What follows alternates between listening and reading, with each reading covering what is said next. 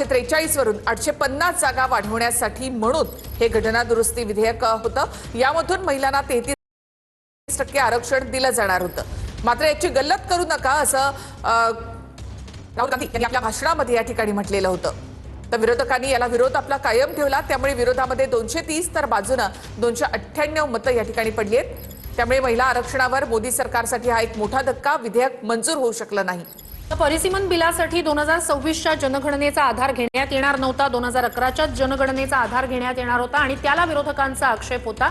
नवीन जनगणना पूर्ण होईपर्यंत परिसीमन होऊ नये असं विरोधकांचं म्हणणं होतं।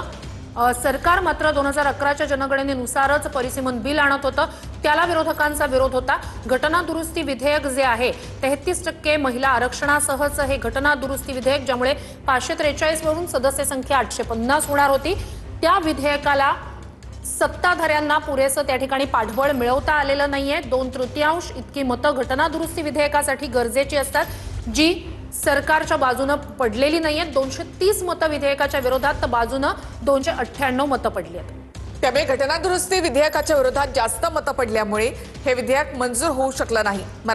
महिला आरक्षणावर मोदी सरकारसाठी हा एक मोठा धक्का, विधेयकाच्या विरोधामध्ये 230 मतं पडली आहेत।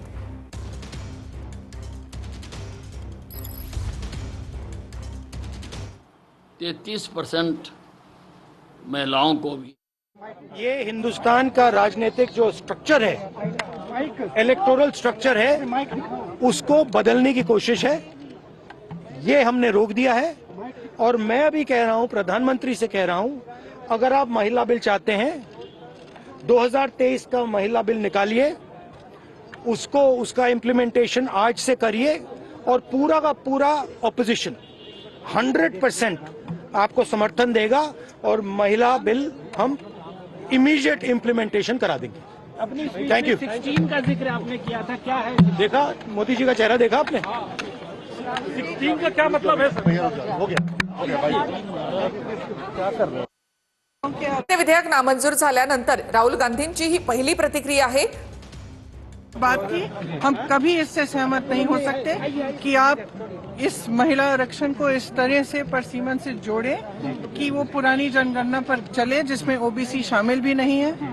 तो ये मुमकिन ही नहीं था कि ये बिल पारित हो, और मेरे ख्याल से हमारे देश की लोकतंत्र के लिए, हमारे देश की अखंडता के लिए ये एक बहुत बड़ी जीत है। कांग्रेस की क्या रणनीति है?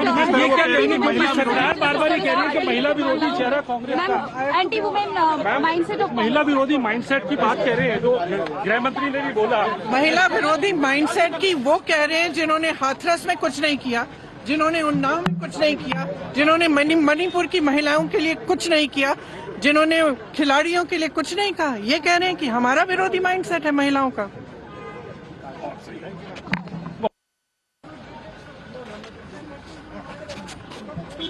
नका असं प्रियंका गांधी यांनी म्हटलेलं आहे। महिला आरक्षणाला परिसीमन विधेयकाशी जोडू नका असं प्रियंका गांधी यांनी म्हटलं।